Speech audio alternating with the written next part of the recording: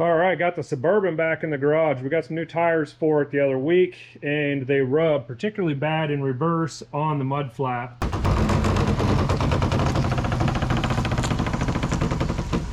This thing has about 248,000 miles on it, and it's got a heck of a rake. So we're going to put a 2.5-inch leveling kit on this thing. The front wheel well measures just over 34.5 to the ground. Let's see what the back is.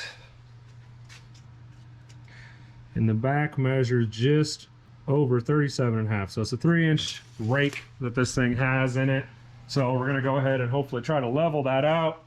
That's going to give us that extra room we need between the tire and the body, because it'll bring this wider part of the tire down. So we ordered this kit off of Amazon. I'll have a link in the description for you. Box is a little tore up, but these basically are just some spacers that sit up on top of the shock towers, and they lift it up. Hopefully all the hardware's in there, because there was definitely flat washers falling out of the box because the bag is tore. Okay, up top here, we're going after these 3 bolts here. There's a wire loom clip on the top of this head, top of this head back here. Should be able to just give them a little wiggle and a pull, and they should just pop right off. Sometimes they're a little stubborn. This one's being stubborn. This side has a wire loom holder on each bolt that we need to pop off.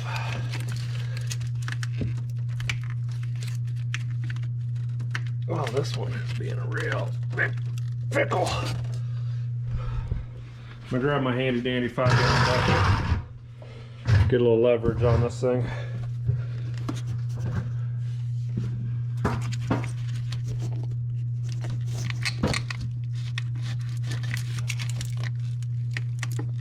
Well, 2 of them are easy. There we go. Okay, so that's going to expose our 3 15mm bolt heads, or nuts, I guess I should say, on these studs. So we'll go ahead and grab the impact and burn them out.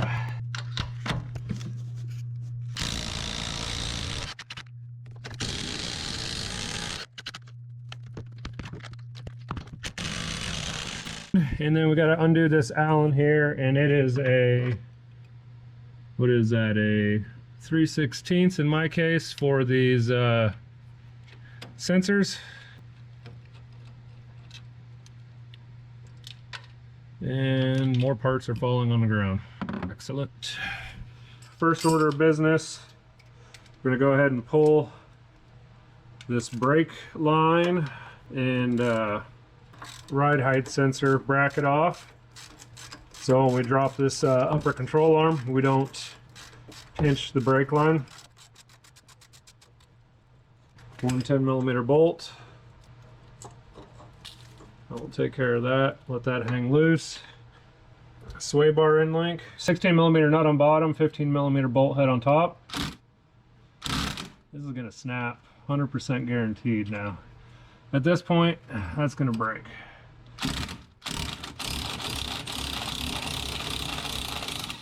Ah, it didn't break. We got lucky.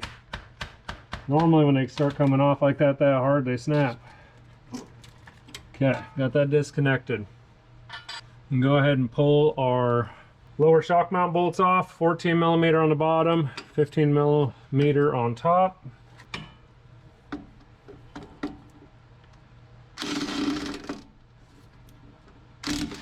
Oopsie.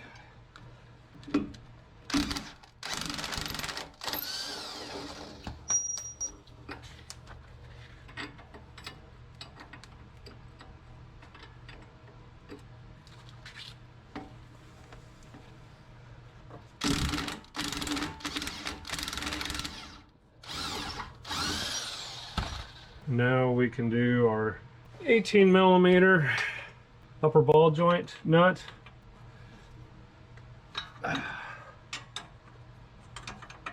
I did just have these off about a month ago when I redid the lower ball joints on this thing, so Hopefully they come off a little easier than they did last time I took them off. We're going to get this nut pretty much all the way off the bottom of it. Leave it on by a couple threads. We're going to get our big frickin' hammer in here and whack on the side of the spindle and knock this thing loose. That way it doesn't just drop and fall.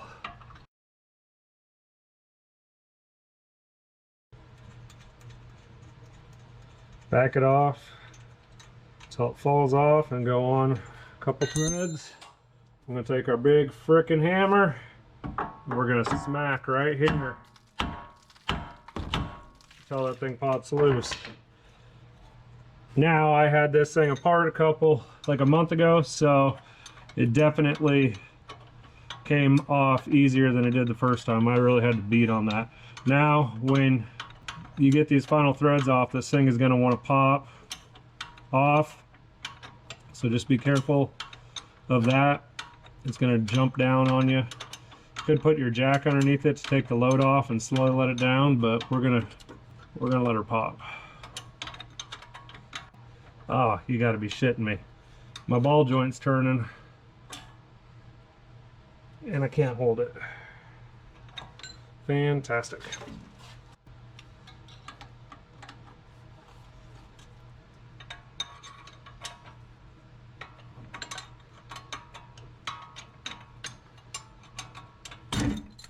There we go. Sure it's not putting tension on your lines. Got a little pressure on it, but I think it'll be fine. We'll get this last bolt out of here. Alright guys, next step, we're going to go ahead and install these studs, are actually Allen heads that come with the kit, into the threaded holes. And I'm going to go ahead and put a little bit of Loctite on these down here just to keep them from backing out when we go to install the top nuts. I don't know if it's needed, instructions don't say it, but I just feel like it's probably important to put a little Loctite on there just to keep things from moving. Oh no, I'm about out of Loctite. Okay, that's gone. I don't know why it was in the drawer.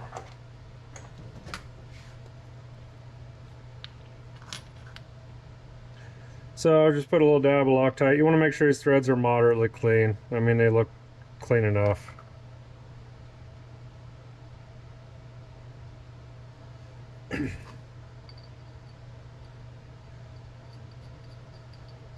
Thread them in there, and it is a 8mm. Go grab my impact and we'll burn those home.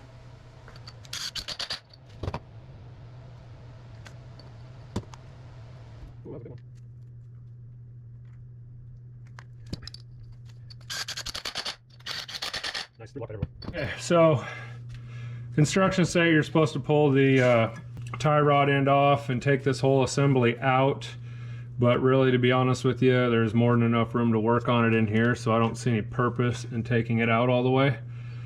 This spacer is going to go on one way. It doesn't line up all the ways, so you just got to keep spinning it around until you find the way it drops down. I'm going to use the nylon nuts that come in the kit.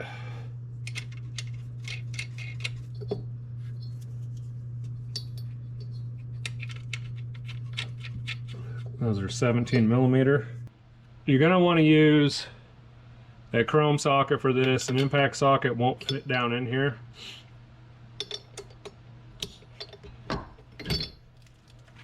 And we're going to just take the 3/8 impact and run these home.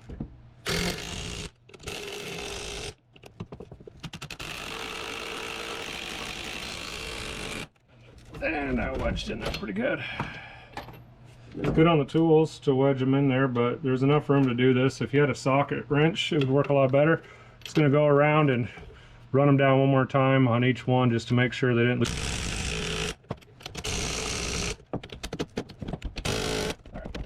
Okay, so now if you notice, these bolts are in the wrong spot, so you basically have to take this whole assembly and rotate it 180 degrees. And now the bolt holes line up again. So we'll go ahead and put them through on the top. Okay, get them through the top and get them seated in there. And then now we're going to basically go through and just reassemble everything on the bottom end. All right, first thing we're going to do is get our bolts through to the lower shock mount or strut mount, whatever we want to call it. It's going to be a little tricky now that we've rotated this 180 degrees. This little bar that goes through here is actually kind of stuck at the wrong angle. So we'll push a bolt up in here and we'll grab our punch, go to the other side, get it down in there, and then we're going to just rotate that down until we get one bolt through. Take our other bolt and it should go right in. Now we can get our nut started.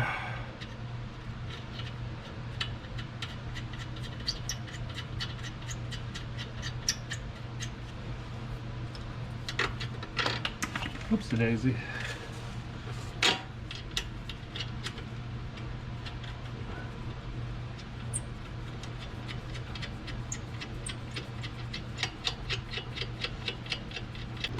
$14mm impact socket and 15mm wrench.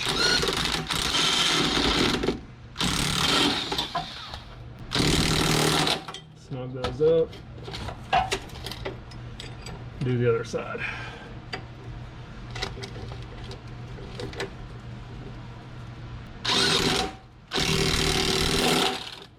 I'm gonna go ahead and take the jack and put it on the lower control arm, making sure we do not interfere with the lower ball joint, because we'll need to move that lower ball joint in order to manipulate this thing to get it back into place, get the upper back into place.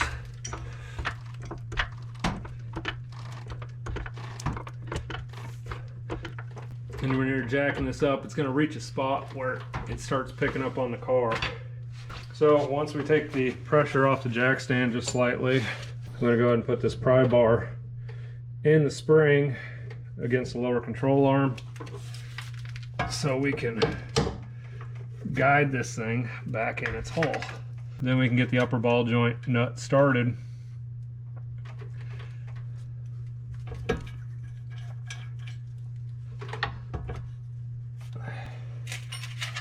And then we might have to get underneath this lower spring.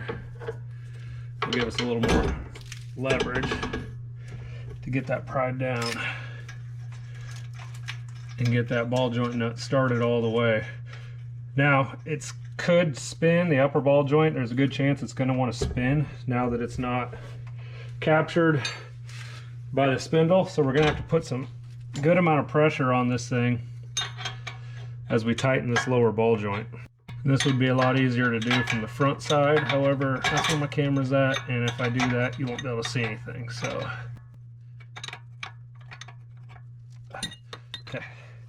Once you got the nut pretty tight with a good amount of weight on that pry bar, go ahead and give it a couple more pushes.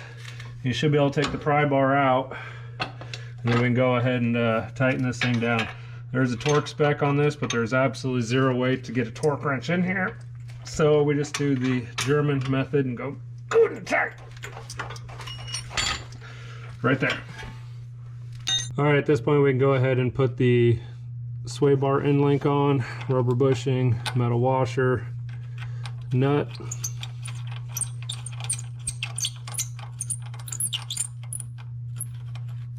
$15 on the top, $16 on the bottom.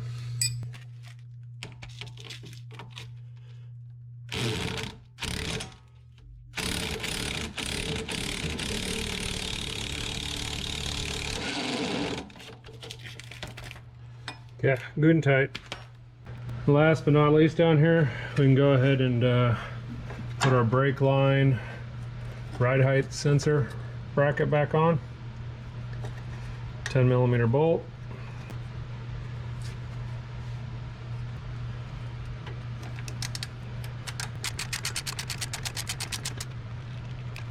Okay, we should be good down here. We got everything put back together. Let's go back up top. All right, so now we're gonna put the old hardware back on up here. The kit comes with a flat washer, lock washer, and a nut, or actually, no nut. We use the old nut, but you know what I mean. So go ahead and put all my washers and nuts on. Start our nuts by hand. Get our 15mm on our little baby impact. Go ahead and snug these things up. And we will go around the circle twice, making sure that they don't loosen the first ones you tighten. Now we can put our little washer, funny shaped washer thing on. It goes on top of our fake sensor because we could not afford to put the super expensive shocks on here, and tighten up this magnetic shock damper sensor.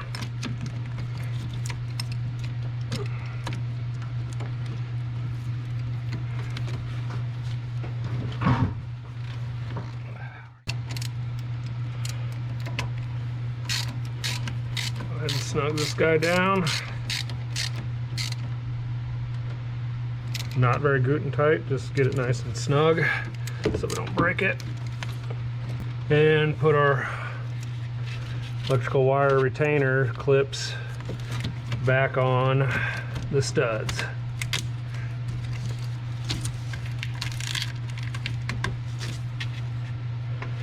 And this one is buried under there. All right, that's as good as done.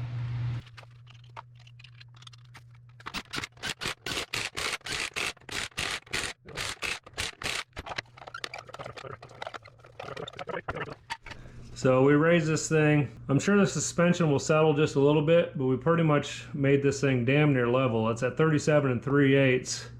It was at 34.5 before. So I expect that it's probably going to settle down after we drive it for a little while to about 37. So that's going to completely change the look of this thing. And it gave us a bunch of room right there when we turn the wheel and back up.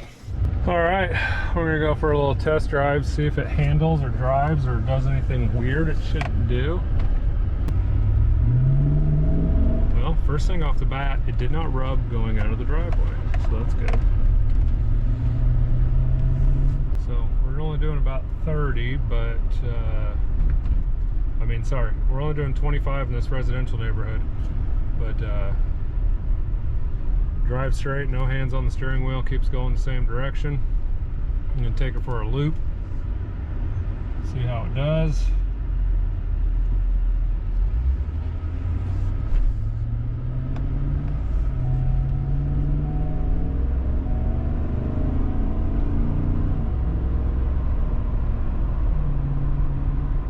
Appears to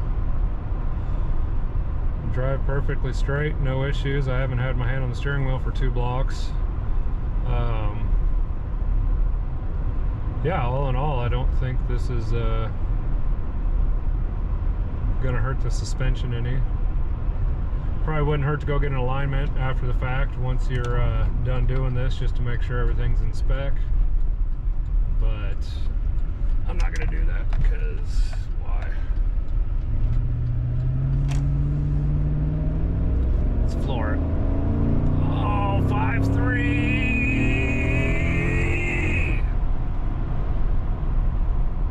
60 miles an hour, braking. There's nothing weird pulling when it brakes. I'm pretty happy with this. This is pretty nice. This worked pretty good. All right, guys, it's gonna be a wrap for the leveling kit on a 2011 Suburban. Really pretty straightforward.